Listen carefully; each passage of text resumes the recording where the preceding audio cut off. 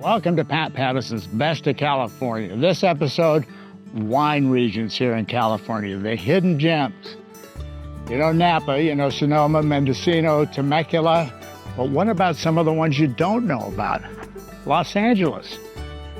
I'm standing on an estate that was once a 700-acre vineyard and is now the Duke-Majan Wilderness. Beautiful stone barn that's been maintained by the Suisun Valley Historical Society. What about Suisun Valley? Have you heard of it? It's the #1 wine region in the country now. Lodi. I didn't think of Lodi and wine, but now I do. And how about Santa Maria Valley? We're going to go up to the Riverbench Winery up there. We're going to have food in Orcutt. We're going to have all sorts of surprises as we discover the best hidden gem wine regions in California. Grab your goblet and let's get going. I'm Pat Pattison and I love California.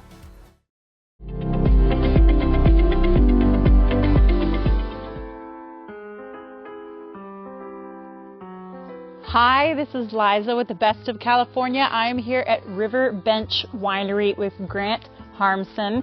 He is the tasting room director. Now tell me about that awesome job. Yeah, absolutely. Glad to have you guys. Thanks for coming by today. I get the privilege of sharing all the great wines that we craft here at Riverbench with our guests. Coming here from some of the local communities like Santa Maria, Orcutt, Los Olivos, Santa Barbara, but also with folks that fly in from across the country and even from all corners of the world. So it's a lot of fun getting to share our story with everyone that shows up. And what is one of your favorite wines, kind of the wine you push towards people that are coming out of the country? Absolutely. So great question. We actually have a really unique variety in the vineyard called Pinot Meunier. And we were the first winery to plant that here in Santa Barbara County back in 2014. And so that's something I love to share with guests because you can't find it everywhere. Tell us a little bit about the building behind it. Yeah, so this beautiful building that now houses our tasting room and our offices was built in 1926 and 27, so a very early craftsman style home. And it was originally part of the 300-acre dairy ranch that was run here. Very common for most of Santa Maria Valley was a lot of old dairy ranching. And in 1973, the dairy ranch was converted to a vineyard. So we were one of the first 5 vineyards here in Santa Maria Valley, a very historical property. And now we've got about 60 acres of vines today. All right, so here we are. Tell me a little bit about these gorgeous vines. Yeah, Block 37S here, one of the most historic sections of vines at Riverbench. Originally planted as Cabernet Sauvignon, ungrafted in 1973. We switched the vineyard over to Chardonnay in 1988 to kind of keep up with that trend. And rather than rip out every single vine and lose all of that great history, we decided just to cut the tops off, plop on a little bit of Chardonnay, and meld those 2 vines. What? So yeah, it's got some great quality. We keep that nutrient uptake of the old rootstock, and it just pushes those Chardonnay vines right into production. So it's kind of Frankenstein wine. Exactly. Well, I love Chardonnay, so do you have some for us to try? We do. We've got a little Chardonnay for everybody. Oh, perfect. Let's go give it a shot. Let's do it. All right. Give us the tour. So we've got 3 of our most popular wines in front of us. In your glass is far and away our best-selling wine. That's our One Palm Pinot Noir, named in honor of our one palm tree on the property. But just kind of that classic Santa Maria style of Pinot, a lot of big cherry fruit at the core. Generally one of our most fruit-forward Pinots, but it's going to have a lot of great spice and a little bit of tobacco, barrel spice in there for maybe a little bit of black tea on the finish. All clone 667 of Pinot. So we keep all of our Pinots as single clonal bottlings to add a little bit of nuance and diversity to our Pinot Noir lineup, since we do kind of just work with that one red varietal. Yeah. All right, and what would you pair this with, eating-wise? Oh gosh, eating-wise, well, of course, the obvious answer here in Santa Maria would be tri-tip. We've got our classic style of Santa Maria barbecue here. So typically I don't always recommend Pinot Noir to pair with beef, but there's something magical that happens here in Santa Maria, and as I like to say, if it grows together, it goes together. Love that. Yeah. We also have a sparkling wine here that I've got in the glass. This is our Cork Jumper Cuvée. It's our little homage to the great wines of Champagne. It's going to be an even blend between Chardonnay, Pinot Noir, and Pinot Meunier, which are your 3 main grapes they use over in Champagne, France. So we call our wines, sparkling wine from California. Well, I can respect that. We do make it in the same exact method as they do it in Champagne, the traditional method. So it's a double fermentation. The first fermentation makes wine. The second fermentation makes it sparkling. And what's neat about the traditional method of sparkling wine is that secondary fermentation happens in every single bottle.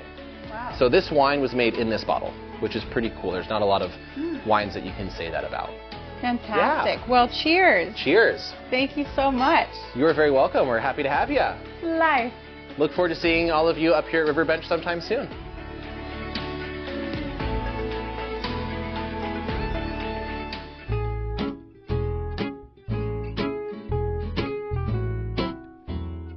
So we're at Kay's Country Kitchen. We're in Orcutt. I ordered the veggie omelet. Jeff got the Mediterranean scramble. I got fruit instead of hash browns. But just so I have something to look forward to, I've also got a short stack of pancakes. Great coffee. I'm an orange juice nut, so I love to check out the orange juice.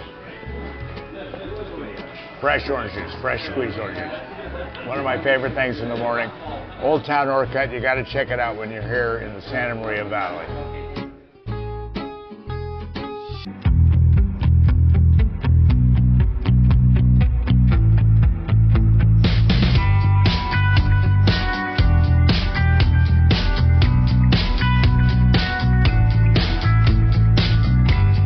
We are in Lodi wine country, and we are at ground zero of all the wine brands. And I'm with Paul Marsh. Our main purpose is to make sure that we help showcase the grapes of Lodi and the producers in Lodi. This way, we've got a great pull of everybody around. 700 independent growers fund us. Wait a minute, what?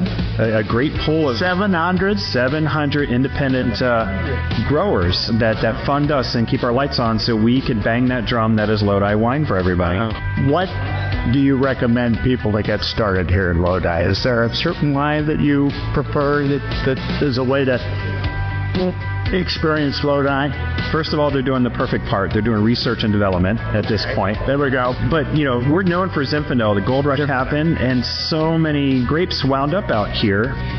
It's a great place to really experiment. And with 136 different grape varietals that go into the bottle commercially in Lodi, there's something for everybody. The Lodi Wine Center is amazing. You got to check this place out when you're next in Lodi.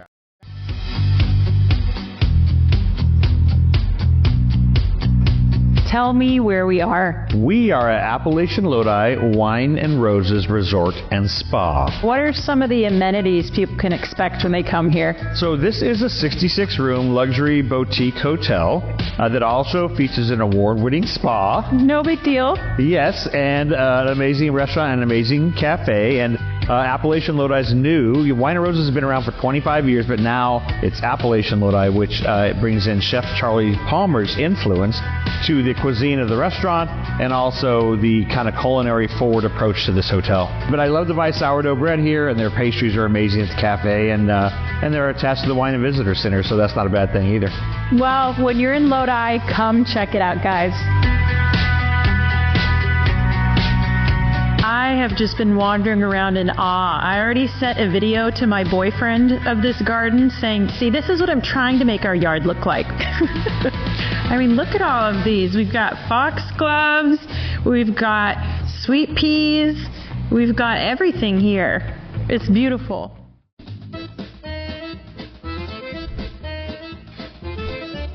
So Orcutt, this is incredible. The Pizzeria Bellaforno. I had the stone fruit pizza. Jeff, our illustrious cameraman, had the 3-beer Naughty Oak. Incredible. You got to check out this place, Orcutt.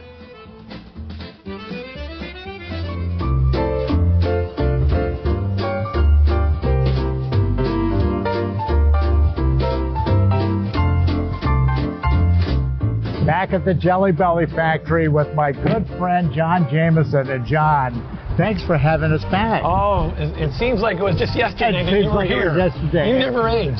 Oh, thank you. Oh my gosh, I love this guy. So you're going to show us the new museum. Yes. And we're going to do the chocolate and wine pairing. We're also going to do the train ride today. Train ride. They got Don't a forget train. the train. So much happens when you go away. Well, let's go check it out. And how long has the factory been in this location? So the factory's been here since 1986. 86. But the okay. visitor center was first built in 1999. So is it safe to say this is the factory that Ronald Reagan built?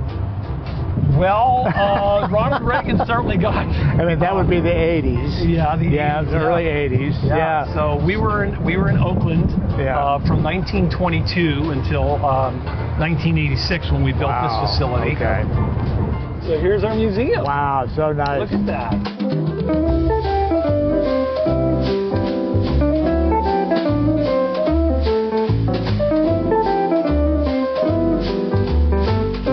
I love these giant beans. Now, pop quiz.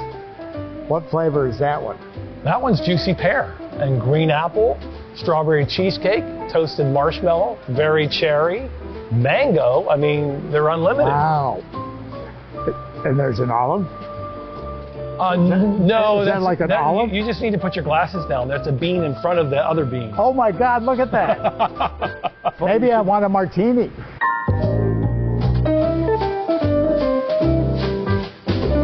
This is the family. Yeah, so setup. Throughout we talk about the history of the family starting in 1869 through today. Okay. And we also show the evolution of candy making from more of a hand crank way of making candy to more automation. So let's check that out. So here's an example of a cooling table and also some different equipment. Okay. And so candy would be fed through the equipment and it would create different types of candies.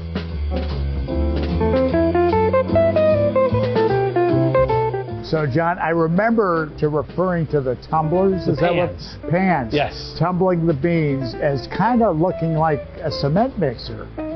What's the deal? Well, when our owner first needed a pan, he didn't have the money, he didn't have the pan, so he actually had a cement mixer. Wow. And these had built adobe bricks for the family for our house. From there, then we got new pans. Right. So this is the actual This is the actual one. Oh my God. This is the actual one.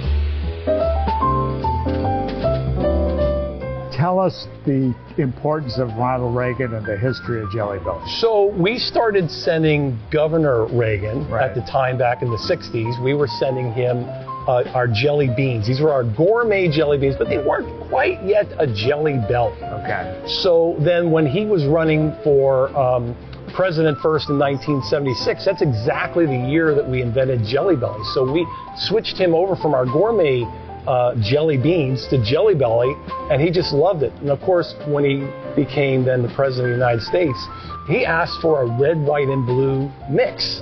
And we didn't have the blue, but we made blueberry. Right. We had the blue from the flag, and we made a red, white, and blue mix that we passed out to many of his VIPs on Inauguration Day. And when he was the president, they were on Air Force One. They were everywhere. On Marine One, there's a little holder that was built so his jar of jelly beans could go, Jelly Belly could go right in there.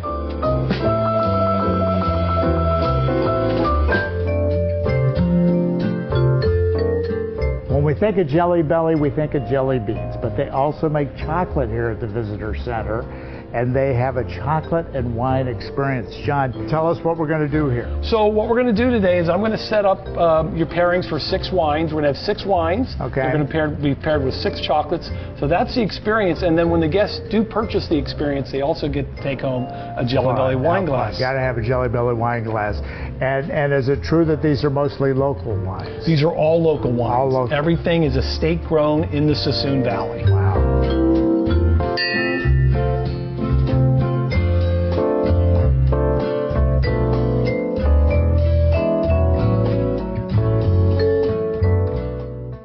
Paired this with a dark chocolate truffle, dark chocolate, corn syrup, butter, and cream are the 4 secret ingredients. Oh, that's great. That's really good. Now the last one is going to be served in a chocolate shot glass. Oh, that's a classic dessert wine. Oh my gosh, it's good. Cheers, you guys. John, I'm jelly-bellied up. This is incredible.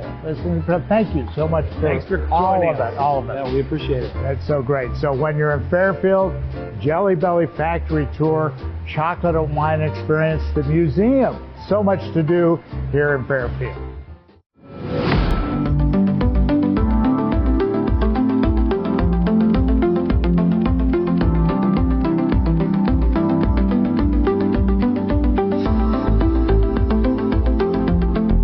I'm so excited. We're in Fairfield, and I'm at the famous Camus Suisun, right? Correct, yes. Right, and I'm with Chris.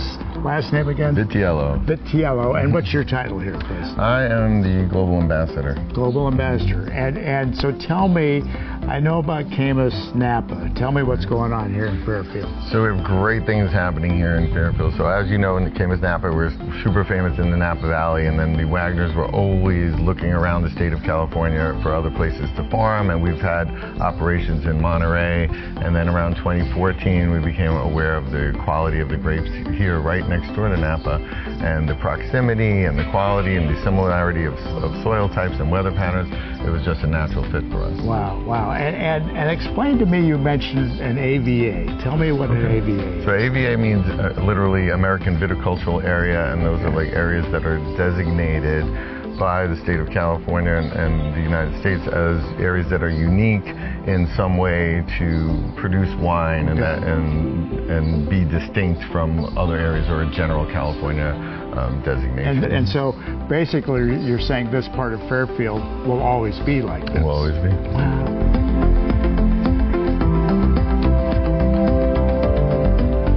Tell me a little bit about the family. Multi-generational here in this area, Napa, right next door over the ridge. And always vintners, always in the... Always farmers. Farmers, he still sees himself today as a farmer first and a winemaker second. Okay. In terms of a family-owned and operated, made in California company, you can't really beat this. Can't really beat it. And people think, I think that they're less involved than they are, but they're here every single day. They're making wines. They're doing experimental wines and different grape varieties and sitting down with us in the tasting room and tasting it and talking about it. And out in the, we'll run into them in the fields. How great, how great.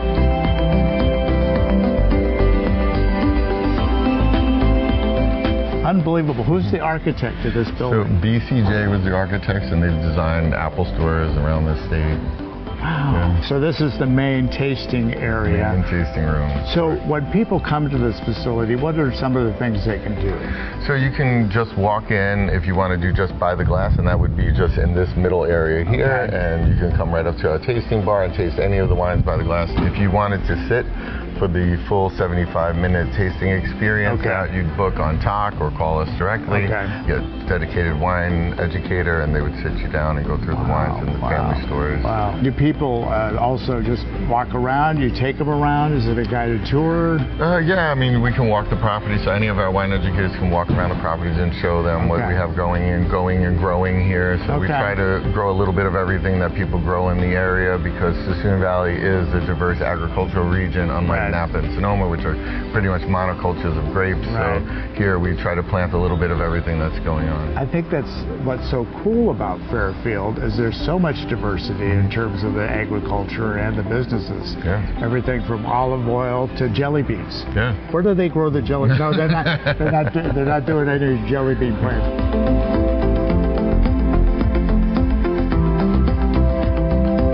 Talking about how great a community it is in terms of the farmers sharing, and talk about that a little. Yeah, it really is a close-knit kind of small family community, and they'll all get together and share equipment, and there's one winery, Woodland Valley Winery, that does most of the bottling for everybody, and they're just, you just let them know when you need to do it. And at where you were at the olive oil place, they press the oil for everyone in the community, so everyone's oil gets done there pretty much. Well, Chris, Camus Suisun, thank you. Thank you. You got to come visit this place in Fairfield sometime soon.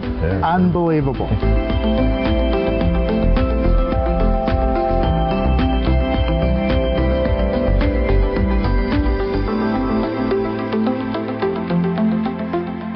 Hope you enjoyed our best hidden gem wine regions of California. I know I had a ball. And come check out this amazing, amazing Duke-Majan wilderness and the Suisun Valley Historical Society that maintains this. You could even buy some wine on their website. Check it out. See you next time. Talk to you soon. I'm Pat Pattison, and I love California.